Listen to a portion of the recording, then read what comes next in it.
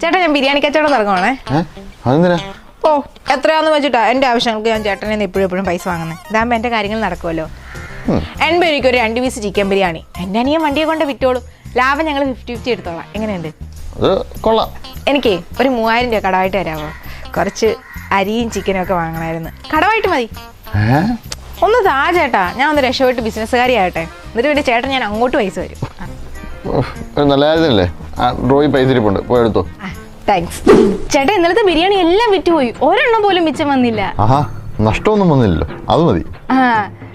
പിന്നെ 1000 രൂപ തരാമോ? കുറച്ച് സവാളയും പച്ചമുളകും ഒക്കെ വാങ്ങാനാ. അപ്പൊ ഇന്നലെ തന്നോ?